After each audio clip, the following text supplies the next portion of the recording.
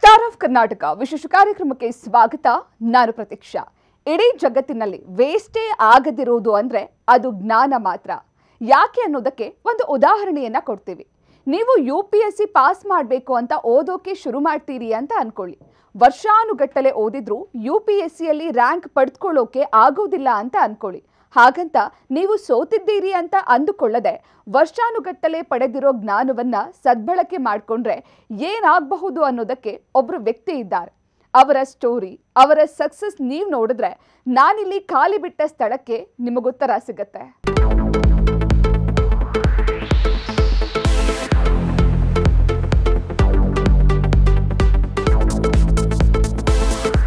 ಕೊನೆ ತನಕ ನಿಮ್ಮ ಜೊತೆ ಯಾರೂ ಬರೋದಿಲ್ಲ ಅಂತ ಹೇಳ್ತಾರೆ. ಹೌದು, ಫಿಸಿಕಲಿ ಆಗಿ ಯಾರೂ ಬರಲ್ಲ.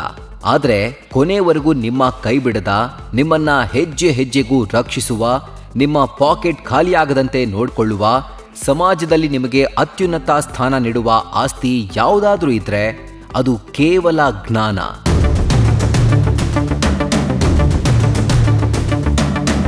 ವಿದ್ಯೆಯೊಂದಿದ್ರೆ ಯಾರು ನಿಮ್ಮನ್ನ ಟಚ್ ಮಾಡೋಕ್ಕೂ ಆಗೋದಿಲ್ಲ. ವಿದ್ಯೆಯನ್ನ ಸದ್ಬಳಕೆ ಮಾಡಿಕೊಂಡು ಮುನ್ನುಗ್ದವನಿಗೆ ಜಗತ್ತಿನಲ್ಲಿ ಸೋಲು ಅನ್ನೋದೇ ಅಂಟಿಯೇ ಇಲ್ಲ. ಹಾಗಾಗಿಯೇ ನಾಲೆಡ್ಜ್ ಇಸ್ ಪವರ್ ಅಂತ ಹೇಳೋದು.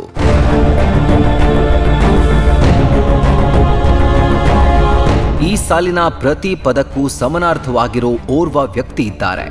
ಅವರೇ ಇನ್ಸೈಡ್ಸ್ IASನ ಫೌಂಡರ್ ಮತ್ತು ಡೈರೆಕ್ಟರ್ ವಿನಯ್ ಕುಮಾರ್ GB.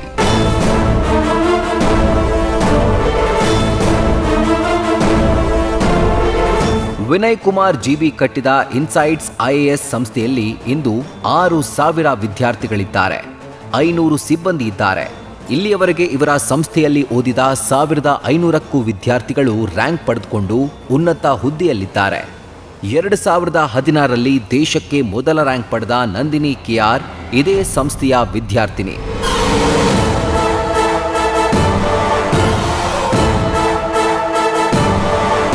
ದಕ್ಷಿಣ ಭಾರತದ ನಂಬರ್ 1 ಸಂಸ್ಥೆಯಾಗಿರೋ ಇನ್ಸೈಡ್ಸ್ IAS ಇವತ್ತು ಈ ಮಟ್ಟಿಗೆ ಬೆಳೆಯೋಕೆ ಕಾರಣ ವಿನಯ್ ಕುಮಾರ್ ಅವರ ದೂರದರ್ಶಿತ್ವ.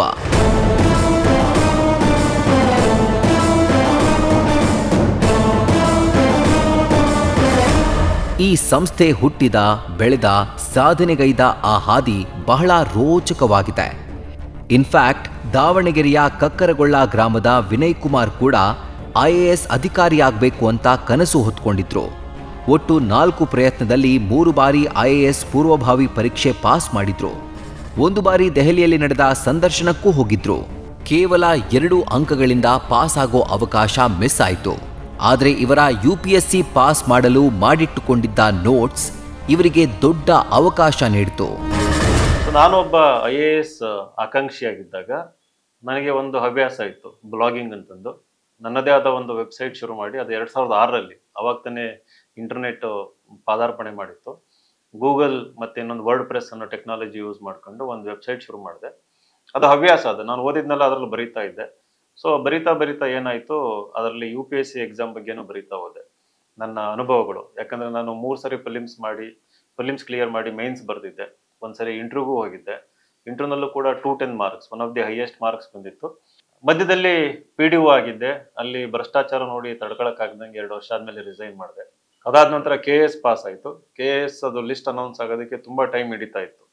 ಹಾಗಾಗಿ ಅದನ್ನ ಕಾಯ್ತಾ ಕೂರೋದು ಬೇಡ ಅಂತಂದು ವೆಬ್ಸೈಟಲ್ಲಿ ಎನಿವೇ ಸ್ಟೂಡೆಂಟ್ಸ್ ಬರ್ತಾ ಇದ್ದಿದ್ರಿಂದ ಆನ್ಲೈನ್ ಮಾರ್ಗದರ್ಶನ ಕೊಡ್ತಾ ಇದ್ದೀನಿ. ಎನಿವೇ ಅದನ್ನ ಆಫ್ಲೈನ್ ಮಾಡ್ಬೋದು ಅಂತ ಒಂದು ಆಲೋಚನೆ ಬಂತು. ಈ ನಡುವೆ PDO ಕೂಡ ಆಗಿದ್ರು. ಆದರೆ ಭ್ರಷ್ಟ ವ್ಯವಸ್ಥೆಯ ಕರಾಳ ಮುಖ ಕಂಡು ಆ ಸ್ಥಾನಕ್ಕೆ ರಾಜೀನಾಮೆ ಕೊಟ್ಟು KAS ಎಕ್ಸಾಮ್ ಪಾಸ್ ಮಾಡಿದ್ರು. ಅದ್ಯಾಕೋ ಏನೋ ರ್ಯಾಂಕ್ ಪಟ್ಟಿ ವಿಳಂಬವಾಗ್ತಾ ಇರೋ ಸಂದರ್ಭದಲ್ಲಿ, ಅಂದ್ರೆ 2014ರಲ್ಲಿ ಇನ್ಸೈಡ್ಸ್ IAS ಸಂಸ್ಥೆ ರೂಪಿಸ್ತಾರೆ. ಇವರಿಗೆ ಇದ್ದದ್ದು ಬೆಂಗಳೂರನ್ನ IAS ಹಬ್ ಮಾಡಬೇಕು ಅನ್ನೋ ಆಸೆ ಅಷ್ಟೇ. ನನಗೆ ಗೊತ್ತಿರೋ ಜ್ಞಾನ ಏನೇನು ಸಂಪಾದನೆ ಮಾಡಿದ್ದೆ ಅದನ್ನು ಹಂಚಿದ್ರೆ ಮೇ ಬಿ ಕರ್ನಾಟಕದ ಮಕ್ಕಳಿಗೆ ಹೆಲ್ಪ್ ಆಗುತ್ತೆ. ಬೆಂಗಳೂರು ಕೂಡ ಒಂದು IAS ಹಬ್ ಆಗಿ ಬೆಳಿಬಹುದು ಅನ್ನೋ ಒಂದು ದೂರದೃಷ್ಟಿ ಇತ್ತು. ಬಟ್ ಇಷ್ಟು ದೊಡ್ಡದಾಗಿ ಬೆಳೀತದೆ ಅಂತ ನಾನು ಅನ್ಕೊಂಡಿರಲಿಲ್ಲ. Because of the result. First year 40 ಹುಡುಗರಲ್ಲಿ 5 ಜನ ಆಲ್ ಇಂಡಿಯಾ ರ್ಯಾಂಕ್ ತಗೊಂಡ್ರು. ಆಲ್ ಇಂಡಿಯಾ ರ್ಯಾಂಕ್ 8 ಬಂತು. ಇವಾಗ ಅವರು ರಾಯಚೂರಲ್ಲಿ DC ಆಗಿದ್ದಾರೆ, ನಿತೀಶ್ ಕೆ ಅಂತಂದು.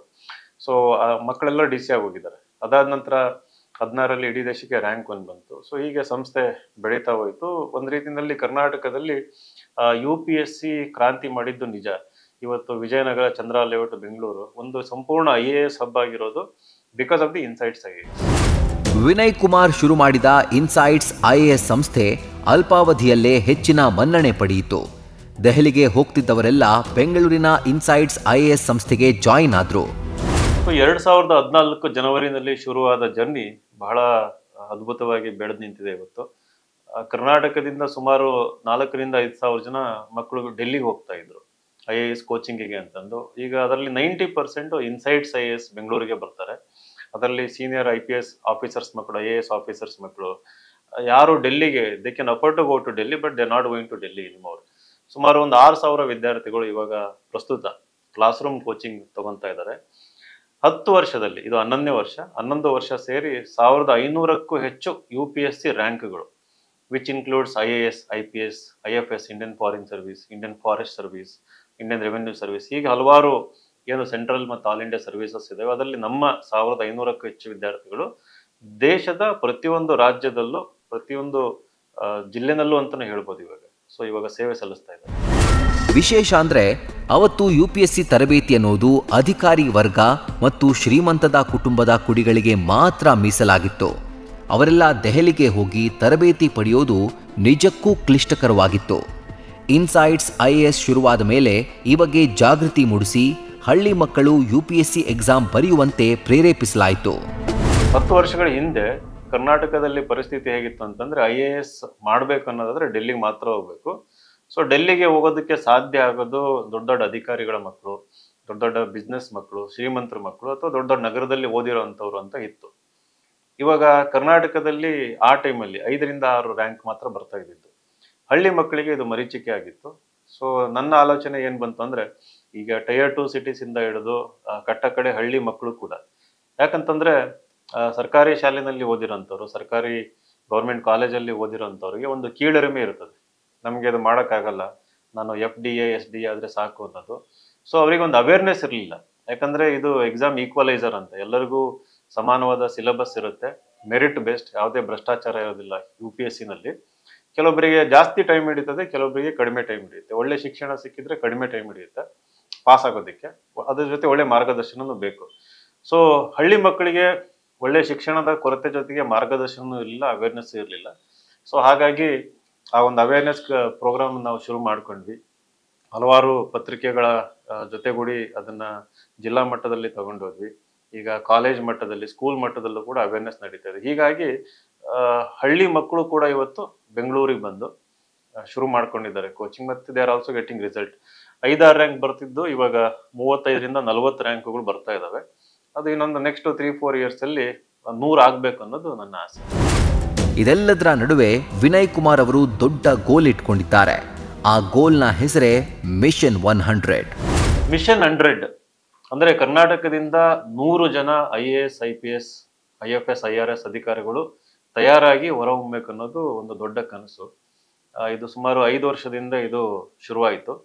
ಇದರ ಉದ್ದೇಶ ಏನು ಅಂತಂದ್ರೆ, ಮೊದಲನೇದು ಕರ್ನಾಟಕದ ಅಭಿವೃದ್ಧಿ ಆಗ್ಬೇಕನ್ನೋದಾದ್ರೆ ಕನ್ನಡದ ಮಕ್ಕಳು IAS ಅಧಿಕಾರಿಗಳಾಗಿ ಡೆಲ್ಲಿನಲ್ಲಿ ಒಂದು ಪವರ್ಫುಲ್ ಅಧಿಕಾರ ಹುದ್ದೆನಲ್ಲಿ ಇರಬೇಕು.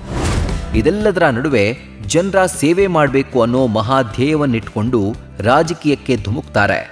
2024ರ ಲೋಕಸಭಾ ಚುನಾವಣೆಯಲ್ಲಿ ದಾವಣಗೆರೆ ಕ್ಷೇತ್ರದಿಂದ ಪಕ್ಷೇತರ ಅಭ್ಯರ್ಥಿಯಾಗಿ ಕಣಕ್ಕಿಳಿದು ಹೊಸ ಸವಾಲು ಸ್ವೀಕರಿಸಿದ್ರು. ಈಗ ನಮ್ಮ ಸಂಸ್ಥೆನಲ್ಲಿ ನಾನು 10 ವರ್ಷದಲ್ಲಿ ಸಾವಿರಾರು ವಿದ್ಯಾರ್ಥಿಗಳಿಗೆ ಬಹಳ ಕಡಿಮೆ ದರದಲ್ಲಿ ಕೋಚಿಂಗ್ ಕೊಟ್ಟಿದ್ದೀನಿ. ಬಡವ್ರ ಮಕ್ಕಳಿಗೆ, SC ST ಮಕ್ಕಳಿಗೆ.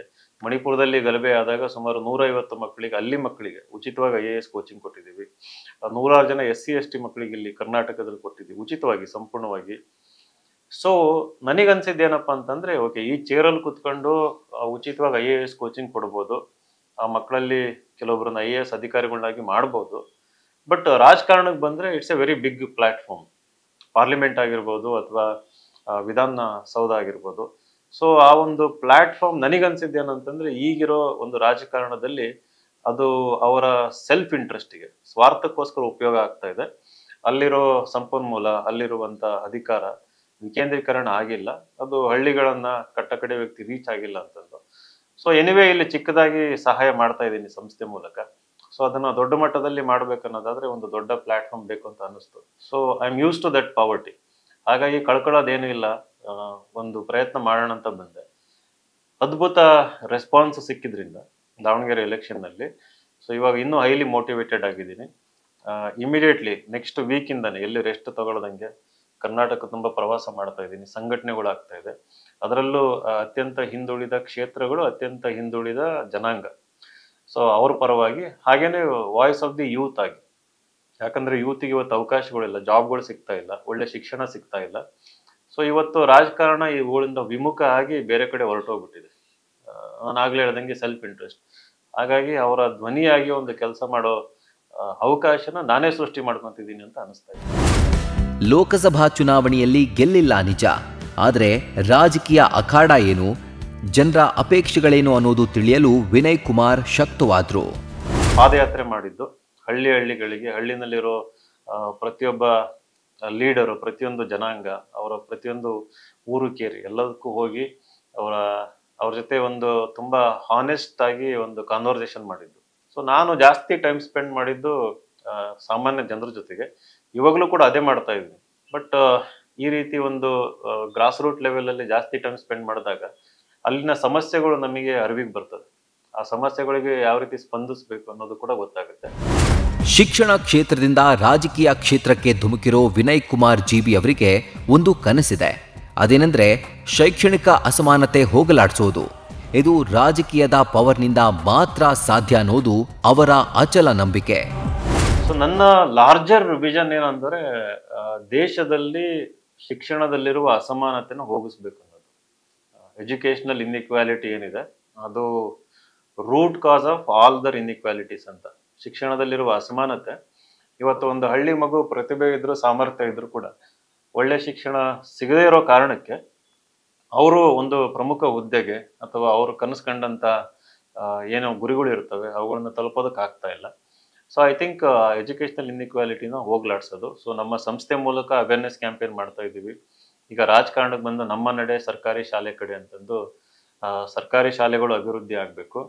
ಆಮೇಲೆ ಒಂದು ಯೂನಿಫಾರ್ಮ್ ಎಜುಕೇಶನ್ ಬರಬೇಕು ದೇಶದಲ್ಲಿ, ಅದು ನನ್ನ ಲಾರ್ಜರ್ ವಿಷನ್.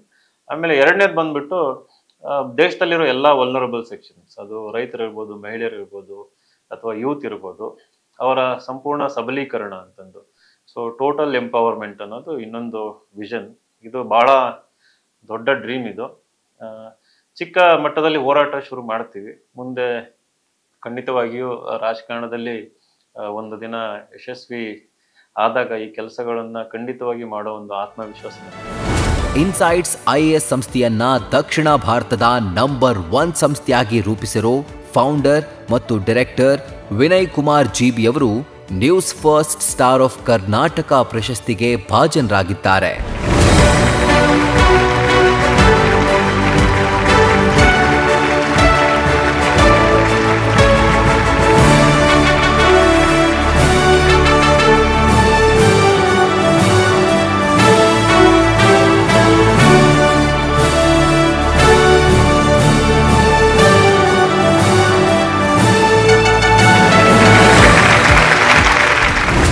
ನ್ಯೂಸ್ ಫಸ್ಟ್ ಇವತ್ತು ನನಗೆ ಸ್ಟಾರ್ ಆಫ್ ಕರ್ನಾಟಕ ಅವಾರ್ಡ್ ಕೊಟ್ಟಿದ್ದಾರೆ.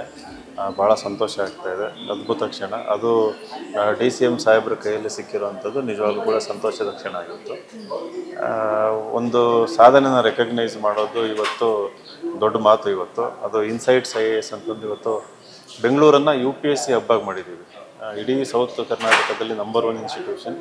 ಮುಂಚೆ IAS ಅಂದರೆ ಡೆಲ್ಲಿ ಹೋಗ್ತಾಯಿದ್ರು, ಇವಾಗ ಡೆಲ್ಲಿ ಹೋಗೋದು ಬೇಕಾಗಿಲ್ಲ, ಬೆಂಗಳೂರಲ್ಲೇ ಬಂದು IAS ಅಧಿಕಾರಿ ಆಗ್ಬೋದು.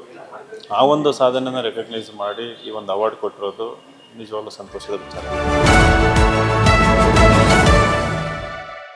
ಎಂತಹ ಮತ್ತಷ್ಟು ಸಾಧಕರ ಕಥೆಗಳನ್ನ ಹೊತ್ತು ತರ್ತಾ ಇರ್ತೀವಿ.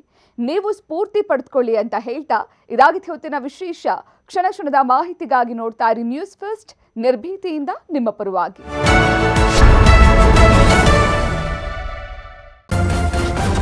ನ್ಯೂಸ್ ಫಸ್ಟ್, ನಿರ್ಭೀತಿಯಿಂದ ನಿಮ್ಮ ಪರವಾಗಿ.